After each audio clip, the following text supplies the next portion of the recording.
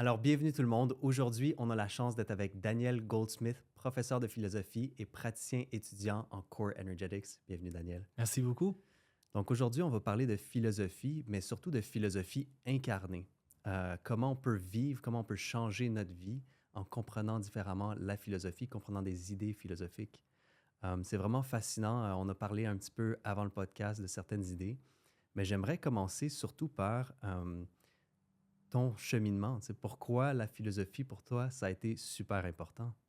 Donc, j'ai une background, une formation en philo. J'ai une BA et une MA de McGill en philo. Et donc, j'ai passé plusieurs années à étudier la philo. Et quand j'étais adolescent, c'était la philo qui m'a vraiment pris, comme avec toutes ces questions de sens de la vie, de qui suis-je.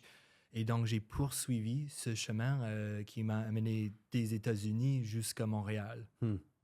Et puis, c'est quoi qui était intéressant pour toi dans des questions comme ça? Est-ce que ça donnait un peu plus de sens à ta vie? Est-ce que tu en as perçu? Des fois, je sais qu'en philosophie, il y a aussi des philosophies existentialistes qui peuvent des fois même retirer des sens à la vie certaines fois. Mais c'est quoi, toi, les idées qui te fascinaient le plus dans la philosophie? Et c'était justement les Ah existentialistes. ouais. C'était Nietzsche et Sartre et Camus. Ils parlaient de mon expérience vécue. Et aussi avec Heidegger, aussi la question de l'être qui était oubliée par les philosophes depuis des siècles. Donc, c'était surtout les philosophes qui parlaient de la vie quotidienne, pas juste des questions abstraites, métaphysiques, mais de sens de la vie humaine. Mhm. Ben, rentrons un peu là-dedans, parce que je pense que c'est le sujet qui est le plus intéressant ou le plus pragmatique, peut-être. C'est quoi l'être? Puis, c'est quoi une philosophie incarnée, comme toi tu le décris? Moi, je souhaiterais avoir une réponse à la question de c'est quoi l'être, mais je pourrais parler peut-être plus spécifique pour le philo incarné. Donc, juste, je commence avec mon expérience en université. C'était une expérience très cérébrale, très mentale. Il y avait un prof qui était en magisterial, lecture. Ouais. Et moi, j'étais là, j'écrivais des choses, je passais des heures et des heures dans les bibliothèques avec des livres et tout était vraiment rentré dans ma tête. Et ça m'a beaucoup apporté, ça répondait à beaucoup de mes besoins, mes questions. Mais à un moment, j'étais dans une grande souffrance physique, j'étais insomniaque, émotionnel, j'ai eu des troubles avec mes enfants, avec ma femme. Et c'était ça qui m'a poussé vers Core Energetics. Et quand j'ai trouvé Aidan Fisher, il a donné un espace pour moi de vivre mes émotions incarnées dans mon corps. Et tout d'un coup, j'ai observé qu'il y avait des bienfaits, des effets assez prononcés sur ma vie émotionnelle, familiale, plan physique aussi. Et j'ai poursuivi ce chemin maintenant depuis 6 ans, plongé dedans. Et maintenant, je me pose la question, comment je peux marier mes deux passions? La passion que j'ai eue quand j'étais plus jeune avec la philo et la passion que j'ai maintenant avec le corps. Et donc, pour moi, philosophie incarnée, c'est ma réponse. Ben, c'est une réponse, je pense, super intéressante. J'ai l'impression qu'il y a beaucoup de gens, justement, qui peuvent concevoir des concepts ou avoir beaucoup d'idées, beaucoup de génie, mais de vivre et de se sentir vivre, c'est aussi, ça fait partie de l'expérience humaine. Ouais.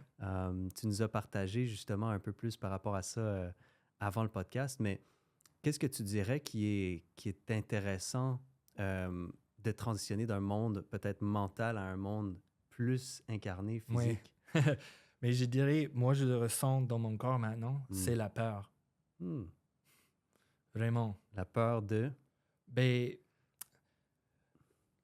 comment décrire? C'est quand on est dans le mental, quand on est... Peut-être je vais parler juste pour moi, Ouais. mais j'observe ça chez beaucoup de gens. Quand je suis dans mon mental, mon cerveau, je suis en contrôle, j'ai raison, je suis séparé de mon corps, que parfois je ne comprends pas, qui est vulnérable. Et Donc, l'idée de descendre dans mon corps, c'est comme un champ que je connais pas. Et l'inconnu, ça donne peur. Et donc, de suggérer à un philosophe académique qui devrait ressentir plus, ben, on va rencontrer beaucoup de résistance. Moi, j'ai beaucoup de résistance. Et c'est une peur de perdre le contrôle, une peur d'être dans une océan de quelque chose que je ne comprends pas tout à fait. Ben, c'est ça. Donc, c'est ça la barrière, tu penses, qui empêche beaucoup de gens à vraiment transitionner vers le corps, qui est une super belle expérience une fois qu'on la vit incarnée, justement. Mais donc, selon toi, il y a une peur. Puis après ça, c'est quoi, justement, de ressentir le corps? Puis pourquoi c'est pas tant couvert en philosophie, selon toi? Tu as couvert une analogie que j'aimais bien, c'est le cerveau avec le bâton en dessous. Oui. Peux-tu expliquer ça un petit Oui, peu? oui. Non, moi, je pense que dans les universités et dans notre société en général, on a la tendance de conceptualiser l'être humain comme un cerveau sur un bâton. Un cerveau sur pattes, si on veut dire. Et donc, ce qui est le plus important, c'est le cerveau, le mental, c'est là où je suis plus moi. Et le corps, le corps devient malade, le corps pue, le corps meurt, le corps a des désirs qu'on ne comprend pas parfois. Donc, c'est une zone qui est hors contrôle. Donc, pour plonger dans cet océan, oui, il faut avoir le courage de le faire, mais aussi, il faut comprendre qu'il y a beaucoup de bienfaits et qu'on ne doit pas nécessairement laisser à côté le cerveau, le mental. Le mental, c'est une partie importante de l'être humain. Mais quand c'est informé par les expériences vécues dans le corps, et après ça, on peut conceptualiser, donner des mots, ça devient très, très puissant. Et c'était mon expérience avec Core Energetics, justement. Est-ce que tu penses que quand, justement, on a des expériences physiques, on change le sens du « qui suis-je », de la réponse au « qui suis-je ». Tout à fait, oui. Je pourrais avoir une réponse mentale pour toi de « qui suis-je », mais ça va être différent si c'est une expérience vécue. Donc, dans le fait, notre réalité complète ou notre perspective de la réalité complète change dépendant de comment on se ressent physiquement. J'ai l'impression... Est-ce que tu as vu une transition, toi, en philosophie ou peut-être juste dans la tienne, d'un courant qui est plus mental à quelque chose qui semble vouloir plus incarner, considérer plus d'aspects de l'être humain? Ou... Ben, c'est ce que j'essaie de faire. Ouais. Comme j'ai dit tout à l'heure, il y a des philosophes qui écrivent de l'importance du corps, mais c'est d'un point de vue mental. Donc, on va réfléchir et penser pourquoi c'est important le corps.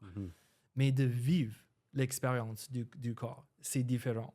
C'est quelque chose, avec mes étudiants à Dawson, j'essaie de pousser de plus en plus et je vois à quel point il y a une résistance, premièrement parce que c'est nouveau et ils n'ont pas l'habitude d'avoir un prof qui leur demande de se mettre debout. Juste ça, juste cette petite intervention. OK, on va se mettre debout, on va sentir nos pieds par terre. Déjà, je vois des visages qu'est-ce qui se passe? Je ne sais pas. Et puis, de poursuivre ça un peu plus de, OK, mais comment tu te sens en ce moment? Et la plupart, même moi, quand j'avais leur âge, ne savaient pas comment répondre à cette question. Ça ne fait pas partie de l'école de comprendre l'être émotionnel. C'est comme l'intelligence cognitive, c'est la chose la plus importante. Mais l'intelligence émotionnelle, interpersonnelle, ça, on n'enseigne pas. Puis est-ce que, selon toi, c'est quelque chose qui devrait être considéré en philosophie? 100%, oui. Ouais. Mais je dirais qu'il n'y a pas vraiment un bon ou un mauvais. Si on reste seulement dans nos têtes, ça va créer certaines conséquences. Si on plonge dans nos corps, ça va en créer d'autres. Et pour moi, j'ai observé, j'ai constaté que je préfère les conséquences de quand je suis pleinement moi, avec pas juste mon mental, mais aussi mon être émotionnel, mon être spirituel aussi. Ça, c'est aussi un sujet qu'on n'aborde pas dans les écoles publiques. Mhm. Mais pour être un être humain complet, il faut considérer le physique, l'émotionnel, la volonté, le mental et le spirituel. Si on manque un de ces éléments, on va sentir qu'il y a quelque chose qui manque. Mhm. On a des gens qui réussissent dans notre société, qui sont en bonne santé, ils ont un bon job, une maison, une famille, mais il y a un vide, Mhm. il y a quelque chose qui manque. Mhm. Et ça, pour moi, ça, c'est la partie spirituelle. Mhm. Ouais. Est-ce que selon toi, ces éléments de l'être, ça crée une philosophie complète, donc, si je comprends bien, ou ce serait comme une philosophie de vie ou une philosophie plus pragmatique de considérer ces dimensions-là? Oui, on va vers une philosophie plus complète. Ouais. Je dirais pas que c'est une philosophie complète, mais c'est une exploration de... Bon, on a essayé depuis 2000, 3000 ans de rester dans nos têtes. Est-ce qu'on peut jumeler ça avec la sagesse du corps, Mhm. avec tout ce qu'on sait maintenant par rapport à l'importance du vécu dans le corps? Mhm. Et puis toi, dans ton expérience de Core Energetics, comment est-ce que tu décrirais ça, cette interaction, ce ressenti dans le corps, puis comment ça a affecté ta vie? Hmm. Ouais. Bon, je commence avec la souffrance. Parce OK. que c'est... m- Moi, je ne souhaite pas que toi, tu souffres plus que nécessaire. Hmm. Et en même temps, je ne souhaite pas que tu ne souffres plus. Hmm. La souffrance, c'est un cadeau. Hmm. C'est la grâce qui nous pousse vers une conscience plus éveillée. Hmm. C'était la souffrance qui a encouragé le Bouddha historique Hmm. de sortir de sa maison avec son père, le roi. C'était l'expérience de souffrance qui a provoqué le chemin vers la sagesse, l'éveil, la compassion. Et donc, pour moi, j'étais dans une grande souffrance, comme j'ai dit tout à l'heure, avec une insomnie. Hmm. C'était après la naissance de mon deuxième garçon et j'étais tellement fatigué, j'arrivais pas à dormir. Hmm. Des semaines, des mois, je coupais le café, je faisais beaucoup j'ai tout fait et rien ne marchait. Hmm. Puis quand j'ai commencé à voir Aiden, il m'a encouragé à bouger mon corps. Souvent en Core Energetics, on frappe avec une sorte de batte, Mhm. bataka. Mhm. Et peu à peu, j'ai rencontré ma colère. Hmm. Hmm. Une grosse colère Hmm. qui était là, mais je n'en étais pas conscient. Hmm. Et quand je commençais à devenir plus conscient de quel point j'étais en colère et de vivre cette colère dans un environnement sain, Hmm. c'est ça le clé. Hmm. Qu'on a beaucoup de gens maintenant dans notre société qui ressentent la colère, surtout les hommes. Bon, si on ressent une colère, ça va devenir violent. Hmm. Donc, c'est soit la violence, soit la répression totale. Hmm. Il n'y a pas un juste milieu. Hmm. Donc, avec Aiden, j'ai trouvé une manière à ressentir ma colère, à bouger. Et dès que cette colère a commencé à bouger, je commençais à dormir. Hmm. Puis comment tu décrirais ça, donc, d'un point de vue peut-être philosophique ou d'un point de vue externe? Qu'est-ce que tu penses qui s'est passé? C'est que quand... C'est comme le corps nous donne des messages. Hmm. Et ça pourrait être avec des maladies, des choses plus chroniques. Et c'est comme le corps essaie de nous dire quelque chose et est-ce qu'on est prêt à l'écouter? Hmm. Moi, je dirais non. Non, je veux pas l'écouter pendant longtemps. Je buvais beaucoup, je fumais beaucoup. Hmm. J'ai tout essayé de ne pas ressentir. Hmm. Et mon corps était comme, OK, tu veux que ça soit comme ça? OK, on va agrandir comme prochain niveau de souffrance. Peut-être cette fois-ci, tu peux pas l'ignorer. Peut-être cette fois-ci, tu peux pas prendre des médicaments pour s'en sortir. Et c'était ça. Donc, je vivais comme mon corps essayait de me montrer comme une sagesse. Je savais pas que c'était une sagesse. J'avais peur Mhm. de rentrer dans ma colère. Mais à la fin, j'ai trouvé une grande sagesse. Hmm. Et donc, c'était un cadeau que mon corps voulait m'offrir. Et à un moment, j'étais prêt à l'écouter. Hmm. Donc, je dis que oui, peu importe maintenant, parfois, j'ai des mal au dos. Ça, c'est un message. J'ai le tension dans la mâchoire. Je grince mes dents. Un message. Mhm. J'ai un cou qui est coincé. Un message. Je tombe malade encore et encore une fois. Mhm. Message. Cancer. Message. Hmm. Donc, tu dirais à un certain niveau que la sagesse du corps t'aide à vivre cette philosophie plus incarnée, si je comprends bien. Oui. Donc, c'est d'écouter. Core Energetics, c'est la manière que j'ai trouvée pour décoder Hmm. le langage du corps. Mhm. Donc, le langage, c'est les symptômes, les expressions du corps, c'est comment, dans le fond, les messages du corps, comme Ouais. tu dis. C'est ça le langage. Et la bonne nouvelle, c'est que si on passe à travers des grandes crises comme ça, on peut faire après ça un entretien préventatif. Hmm. Ouais. Ça veut dire que, OK, bon, je suis assez bien maintenant. Ben, est-ce qu'il reste des zones ombrées comme des peurs, des tristesses que je ne vivais pas? Peut-être je pourrais les accueillir maintenant avant que ça devienne une crise. Mhm. Ça semble une façon radicalement différente de vivre qu'un passé qui est peut-être plus philosophique, mental, à justement une philosophie incarnée. Tu as couvert un sujet que j'ai trouvé intéressant. Tu as dit, tu sais, je peux pousser la limite, puis mon corps va me l'exprimer. Je peux pousser encore, puis mon corps va m'exprimer d'une autre façon. Donc, c'est quoi, selon toi, la volonté, tu sais, le free will? Est-ce qu'il y a, j'aimerais comprendre ta philosophie, tu sais, la volonté libre versus le corps, l'univers. Qu'est-ce que tu en penses, toi? Encore une fois, je souhaiterais avoir une bonne réponse pour ça, mais c'est une question qu'on débatte depuis des siècles, des millénaires.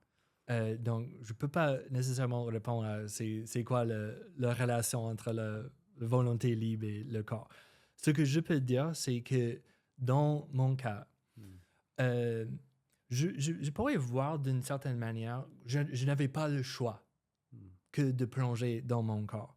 Quand je dis ça, je veux dire vraiment que j'ai assez souffert. Et je pense que quand on fait des grandes décisions de s'écouter comme ça, si on n'a pas marre de souffrir, on va pas aller vers cette conscience. Donc, est-ce que c'était un choix libre? Oui, mais de notre point de vue, non, parce que je ne veux pas souffrir. Mais il y a des gens qui souffrent, qui choisissent de continuer à souffrir. Et ça, c'est aussi un autre choix qui est possible pour eux. Mais pour moi, j'avais le goût de m'en sortir. Et puis, selon toi, la souffrance, c'est comme un chemin utile pour le développement humain, donc un peu ce que tu mentionnais. 100%, oui. La souffrance nous montre qu'on n'est pas aligné avec la réalité telle qu'elle est. Est-ce que tu peux couvrir ça plus en détail? Oui. Donc, prenons un exemple vécu, un conflit avec ma femme. Si je dis, toi, tu fais ça, tu fais ça toujours, tu dis ça toujours, ben, ça fait du bien dans le sens que c'est tout sa problème à elle. Et c'est moi le victime. Donc, je peux choisir de me penser comme victime. Il y a une utilité à ça. Mais ce n'est pas la réalité. Et à un moment ou un autre, je vais souffrir. Quand j'en souffre, je peux faire le choix en ce moment de dire, OK, toi, tu fais ça, et moi, quand tu fais ça, je me sens en colère. C'est pas toi qui provoque une colère, c'est toi que tu vis ta vie, et chez moi, il y a cette réaction. Ça, c'est le début de prendre responsabilité. Ouais, ça semble un concept vraiment important. En fait, moi, je pense que c'est un des concepts les plus importants de la vie humaine, c'est la responsabilité, là. Ouais. Est-ce que tu penses que c'est quelque chose qui est fondamental pour les gens de comprendre? Oui, je dirais que c'est la chose, en fait, le plus simple, Mhm. mais la chose la plus difficile. 100% responsabilité. Mhm. Et moi, quand je pense que je vis en 100% responsabilité, c'est bon, non, la vie me frappe pour me montrer que en fait, non, Mhm. il y a ce petit coin-là où je me cache, où je ne veux pas sentir. Mhm. Je me cache derrière tous mes mots, mes idées, mes croyances. Mhm. Est-ce que tu penses qu'à un certain niveau, même on est responsable de notre propre souffrance, peut-être à un niveau plus grand? Oui, ben ça, c'est une question assez difficile. Parce que si quelqu'un est vraiment dans une grosse souffrance, de suggérer que c'est toi qui es responsable pour ça, ça va pas provoquer, je pense, une bonne réponse. Mhm. Peut-être. Mais dès qu'on sort un peu de la grande souffrance, Mhm. on peut vraiment goûter que, en fait, non, c'est moi qui est responsable pour Mhm. ça. Moi, je ne suis pas responsable pour ce qui m'arrive nécessairement, mais je suis responsable pour comment je vais réagir Mhm. à ça. Mhm. Et quand le Bouddha dit que le nirvana, c'est la fin de la souffrance, Mhm. c'est pas la fin de la douleur. On va continuer à voir comme la maladie, la vieillesse, la mort, mais on peut faire le choix de ne pas souffrir à cause de ça. Qu'est-ce que tu veux dire par ça, justement? Le choix de ne pas En souffrir. anglais, pain is mandatory, but Mhm. suffering is optional. Mhm. Donc, la douleur, c'est obligatoire, mais la souffrance, c'est optionnel. Mhm. Donc, on peut, on peut être en combat contre la maladie, la vieillesse, la mort. On peut penser que euh, pourquoi je tombe malade? Pourquoi c'est moi qui ai ce cancer, par exemple? Et ça, c'est une souffrance où on peut ouvrir notre esprit pour comprendre que, en fait, non, avec la naissance vient la mort. On ne Mhm. peut pas les séparer. Avec la bonne santé vient la maladie. On ne va pas apprécier la bonne santé sans la maladie. Donc, on parlait tout à l'heure de non-dualité, Mhm. de voir qu'en fait, dans chaque pièce de monnaie, il y a deux côtés. Et on a la tendance d'aller vers le côté plus plaisant, qui nous donne plus de plaisir, la vie, la bonne santé, le plaisir, et de repousser Mhm. la maladie, la mort, sans comprendre qu'en fait, les deux sont un. Mhm. Donc, les deux sont un. Comment tu pourrais le décrire? Parce que j'essaie de comprendre comment toi, tu verrais ces deux en un. Hmm. Ouais. C'est quoi le un, en fait? C'est quoi le... C'est que, oui, avec toute la lumière, il y a l'ombre. Oui. Avec tout le noir, il y a le blanc. Mhm.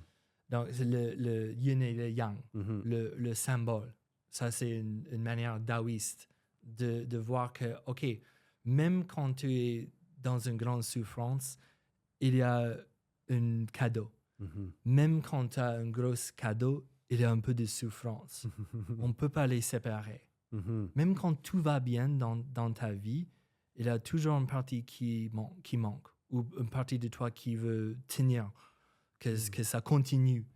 Et même quand il y a tout qui tombe en miettes, en morceaux, ben, il peut arriver aussi des cadeaux, des bonnes choses.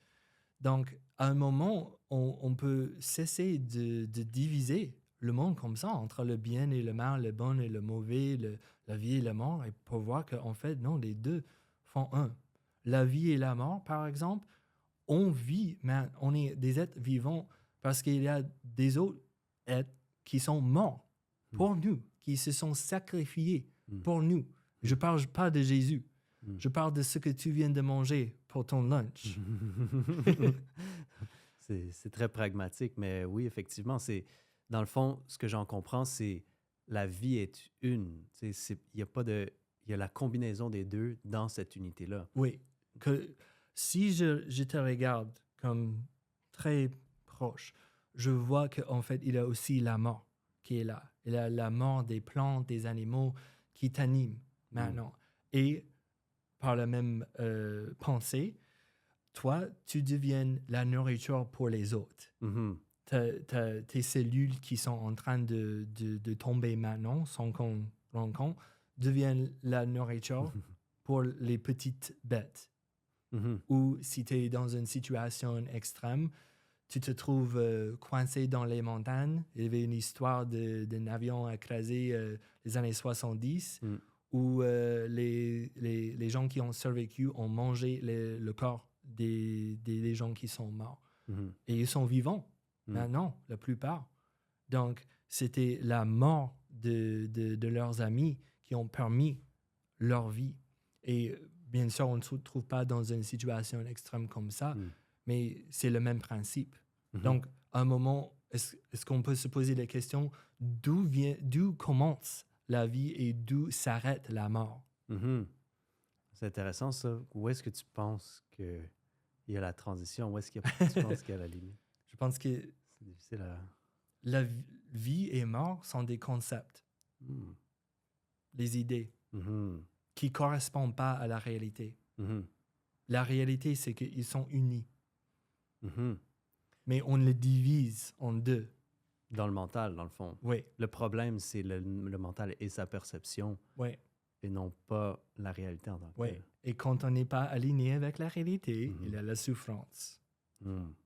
Donc, le but, c'est ultimement d'être le plus aligné avec la réalité possible. Tout à fait. Et si on n'est pas aligné, la vie va nous laisser savoir.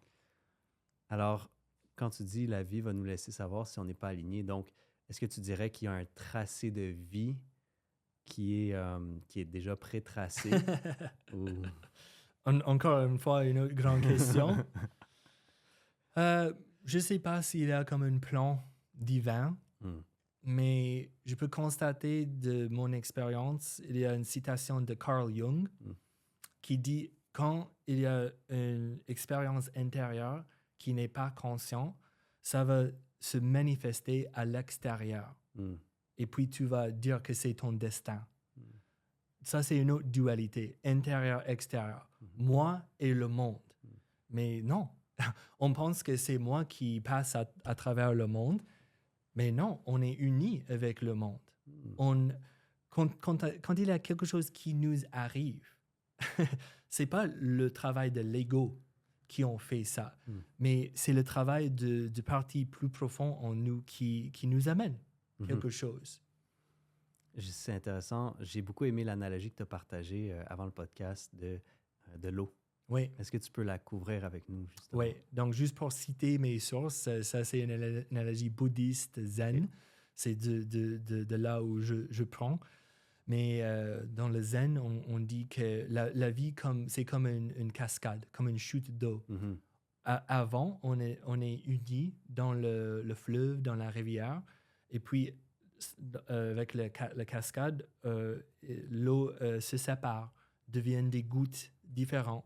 Et puis après, quand la cascade est terminée, la rivière l'eau devient unie, encore une fois.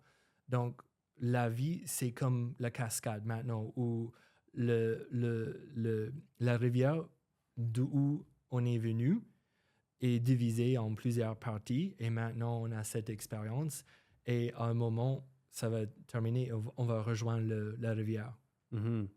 Et dans cette analogie-là, la rivière, ça représenterait quoi? La source, Dieu. Mais pour moi, quand je dis Dieu, il faut faire attention. Je pense qu'il y a comme 3 mots dans notre langage qui sont le plus qu'on ne comprend pas bien quand on les dit. L'amour, postmodernisme et Dieu. Mais est-ce que tu crois que Dieu existe? Ah oui, OK, on va rentrer dans un débat sans clarifier qu'est-ce qu'on veut dire par ce mot. La définition. Ouais. Oui. Et pour moi, juste pour être très simple, Dieu, c'est le mystère. Qui suis-je? Je suis Dieu. I am that. Tatvamasi, comme on dit en hindouisme. Mais ça veut dire que je suis un mystère à l'infini. Et j'ai la possibilité en en être dans cette expérience de séparation en être humain, de contempler à quel point je suis mystérieux. C'est quoi, selon toi, le mystère de l'être humain? Ben, j'imagine qu'il y en a plusieurs, là, mais ceux que tu as réalisés, entre autres, moi, ce que j'en vois, c'est l'interaction avec la réalité. Donc, tu trouves qu'il y a du mystère, là? Ouais, il y a des mystères partout. Hmm.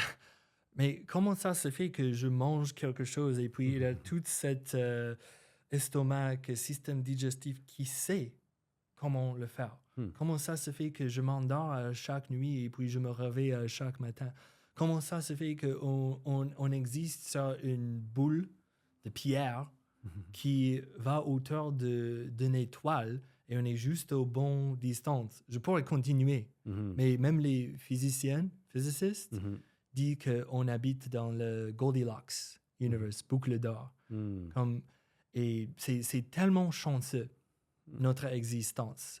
Il y a tellement de choses qui, si c'était comme ça ou comme ça, on n'existe pas. Chez les Tibétains, ils ont une image incroyable pour communiquer ça. C'est, imagine qu'il y a une planète de la taille de la Terre qui est complètement couverte par une océan. Et dans cet océan, il y a une tortue aveugle qui nage. Et sur la surface, il y a un cercle en bois. Et à chaque siècle, la tortue doit aller à la surface pour respirer de l'eau. Donc, les chances, la probabilité qu'on est dans ce corps, dans ces circonstances, c'est la même que si la tortue met sa tête dans ce cercle en bois. Ça s'appelle le Precious Human Birth. Vraiment d'avoir un corps humain qui est en bonne santé, de vivre dans une société où on a la liberté d'expression, où on a le temps de faire l'introspection. C'est incroyable, c'est incroyablement rare. Comment est-ce que c'est produit? Je ne sais pas. Ben, c'est vraiment fascinant, puis ça me fait penser à la citation sur ton chandail, Wisdom begins with wonder, c'est-à-dire qu'il y a une admiration pour l'organisation de l'univers, du cosmos à un certain niveau, de comment est-ce qu'on en est arrivé. Puis j'aime aussi l'analogie que tu as partagée par rapport à la rivière, parce que c'est comme la conscience ou Dieu qui se sépare, mais ensuite qui s'unit. Donc c'est comme un flot, mais il y a aussi cet aspect mystérieux et magnifique de l'observation de toutes ces gouttes entre elles, peut-être. C'est ça notre expérience maintenant. C'est ça que l'expérience que nous donne à nous-mêmes. Qu'on nous donne à nous-mêmes. Oui, parce que moi, je ne fais pas de séparation entre l'intelligence divine et l'intelligence qui est dans mon corps. Exactement. Donc, on est tous dans l'unité. Oui. Et puis, après ça, on se perçoit de façon différente. C'est ça. Temporairement. Oui. Et dans l'infinie possibilité de qui nous sommes, ça, c'est une possibilité. Qu'on nous donne l'expérience de vivre en l'illusion de la séparation. Est-ce que tu penses qu'il y a des choses qui peuvent nous aider à mieux comprendre en tant qu'être humain, cette fois-ci, la grandeur de ce mystère? J'ai l'impression que le Core Energetics, entre autres, ça permet de vivre dans le corps, donc de ressentir cette connexion, donc de percevoir la réalité différemment. Est-ce que tu penses qu'il y a d'autres choses qui peuvent nous permettre de Bien sûr, et c'est des choses qui sont anciennes, classiques, les méditations, les prières, les contemplations. Il y a tout un trésor de sagesse de l'humanité, de nos traditions philosophiques, religieuses, où on pourrait regarder pour des conseils. Mais il y a aussi la vie quotidienne, la vie humaine, la vie qu'on vit dans notre ego, qui nous mène souvent à la souffrance. Et pour ça, pour naviguer ça, c'est pas juste assez par exemple, de regarder un documentaire sur les étoiles. Mais ça va évoquer un sens de l'éveil, mais ça va pas peut-être aider dans la relation avec notre épouse.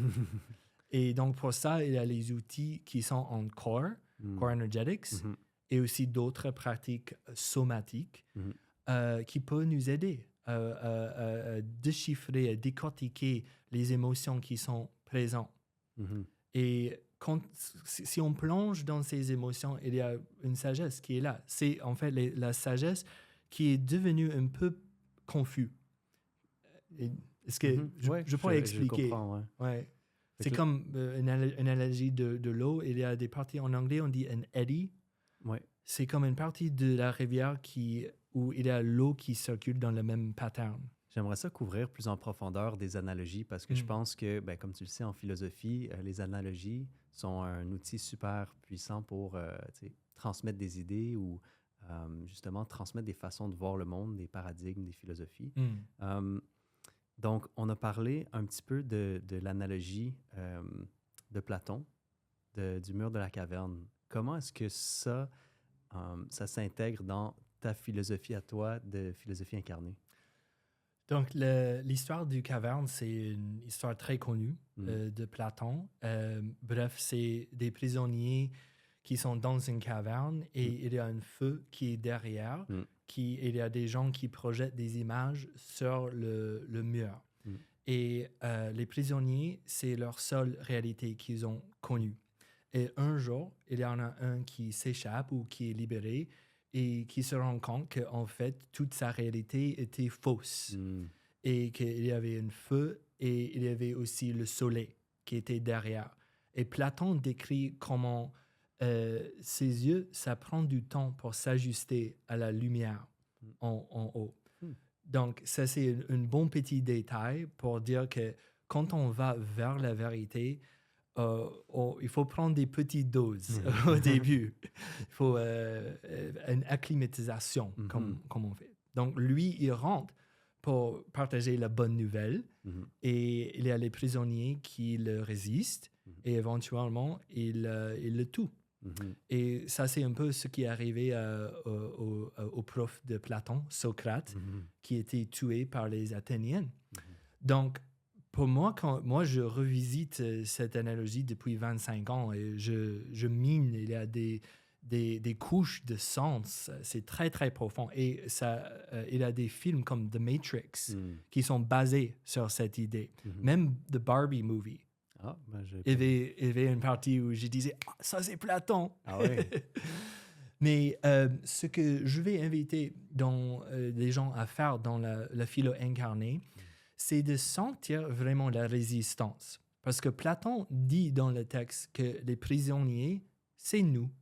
C'est pas juste des gens ailleurs, mais on est tous prisonniers d'illusions. Et je veux créer un espace où on peut vraiment sentir le non. Comme je ne veux pas voir la réalité. Je sais que c'est vrai, je fais confiance à cette personne, mais non. C'est trop difficile, trop douloureux, j'ai trop peur. Non. Donc, je vais inviter les gens à crier, à faire des pas avec les pieds, peut-être à frapper, à vraiment sentir cette partie en nous qui est en résistance. Et ensuite, je demande la question comme pourquoi? Ou c'est quoi le sujet exactement? Et ça va ouvrir des pistes pour les gens beaucoup plus facilement que si on est assis ici et je dis « Ah bon, est-ce que tu résistes la vérité? Dis-moi, parle-moi en plus. » Mais tu vas avoir une réponse, mais ça va être différent que si après tu fais ces exercices, tu vas sentir la partie en toi qui résiste et tu vas avoir une réponse, une sagesse de ton corps qui va venir. Ça pourrait être probablement quelque chose que tu n'en es pas conscient. Ben, c'est ça qui est intéressant, c'est la somatisation, dans le fond, de certains trucs, puis le fait de plonger dans une philosophie incarnée, dans le ressenti du corps, ça libère des sagesses, ça transmet des sagesses au mental qui avaient peut-être réprimé. Tout à fait. Conscience égale ressenti, égale énergie. Donc, quand on parle d'énergie, quand on parle de raising consciousness, pour moi, ce que ça veut dire, c'est qu'on plonge plus dans le ressenti. Wow! Ça, c'est super intéressant. C'est très différent, c'est radicalement différent même des philosophies du passé dans les dernières décennies. Pas nécessairement. Non? Il y a des philosophies qui disent qu'il faut transcender le corps, mais aussi chez les bouddhistes, le tantra, le vajrayana, c'est ça. C'est qu'on va utiliser toutes les émotions, les énergies pour nous rendre vers l'éveil. Mais c'est un chemin qui est difficile parce que dès qu'on libère la colère, bon, c'est pas très fun de se mettre face à face de miroir et de voir que en fait, oui, j'ai une rage meurtrière en moi. Oui, exactement. Donc, c'est des aspects réprimés pour la socialisation de l'être humain, mais c'est difficile d'avoir le miroir. Mais comme tu dis, c'est la vérité. Il faut prendre à petite dose des fois, Oui. s'avancer tranquillement dans le processus de la reconnexion. Peut-être même, je ne sais pas si tu dirais ça dans le bouddhisme, mais de l'illumination, de la réalisation. Fait que c'est ça, des fois, ça peut être plus tranquille, ça peut être plus bouchée par bouchée. Oui. Et, On va commencer doucement, comme avec la personne qui marche lentement sur le trottoir. Bon, exprime ta colère. Éventuellement, on va arriver à maman, papa. Ouais, puis l'expérience humaine, elle est très, très comme ça aussi, justement. J'aimerais ça couvrir une autre analogie que tu nous as partagée à l'extérieur du podcast. C'est une analogie bouddhiste. Tu veux-tu la couvrir, celle du radeau? Oui. Ouais. Donc, il y a beaucoup de ce qu'on discute maintenant qui nécessite une expérience vécue. Donc, il faut avoir des directions, il faut avoir des enseignements, mais il faut aussi les laisser aller, laisser tomber à un moment. Donc, le Bouddha, il a enseigné qu'il a utilisé cette image qu'il y a deux côtés, deux rives.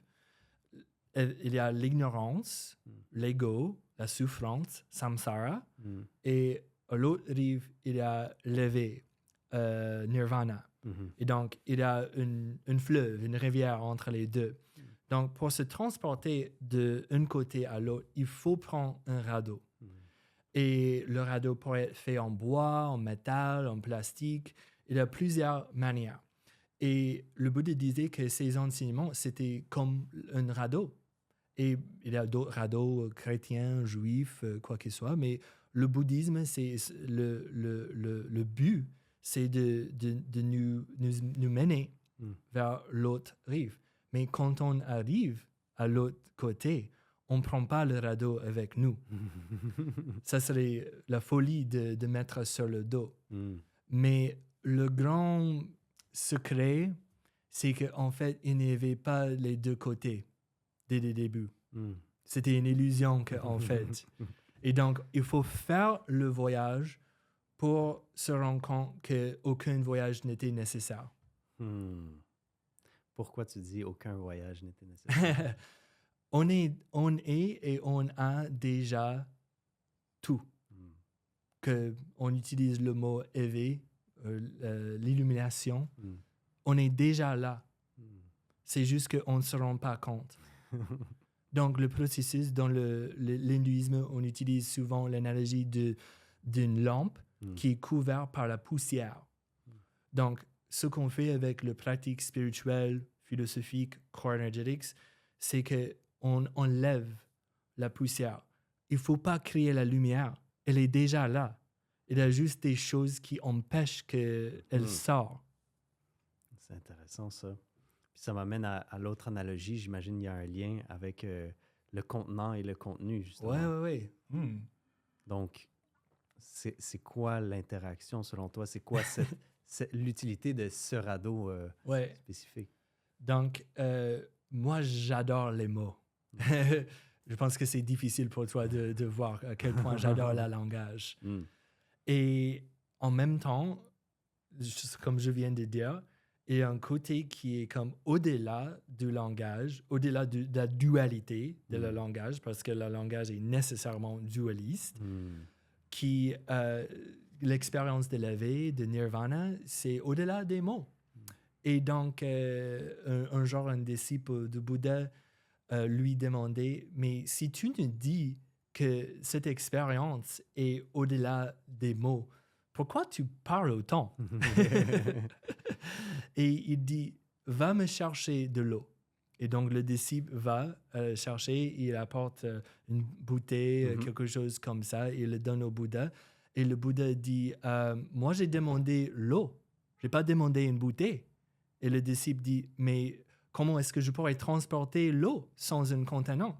Et le Bouddha dit, maintenant tu comprends pourquoi j'utilise les mots. Les mots, c'est le contenant, mais le but de tous ces mots, de tous ces enseignements, de tous ces radeaux, c'est de boire l'eau. Donc, c'est la transmission de la sagesse, si j'en comprends bien. Ouais. C'est fascinant. Daniel, tu nous as partagé énormément de choses fascinantes et des idées, des philosophies, des perspectives fascinantes pendant le podcast. Donc, merci beaucoup. Je sais que tu organises justement des présentations. Peux-tu nous en dire un peu plus sur ce que tu vas faire pendant les prochains mois, les prochaines années, qui serait intéressant? Donc, ce soir, dans 45 minutes, je vais descendre et on va faire la première expérience de philo incarné. Wow. 2 parties. La deuxième partie, c'est la caverne. Première partie, c'est avec le procès de Socrate. On va énergiser la blâme, parce que ça fait du bien de blâmer les autres, et puis de peut-être chercher qu'est-ce que ça cache. Donc, je vais voir. J'ai eu une très bonne réponse. Ça va être une salle remplie. Et ça me donne le goût de refaire quelque chose d'autre. Donc, dans le mois de mars 2025, j'aimerais faire Nietzsche. Donc, j'ai des idées de la philosophie de Nietzsche, de comment on pourrait travailler avec ça. Parce que Nietzsche, c'était un de mes premiers amours. Ouais. Et on peut dire qu'en fait, l'histoire de la vie de Nietzsche, c'est très triste parce que lui, il est devenu fou à la fin de sa vie.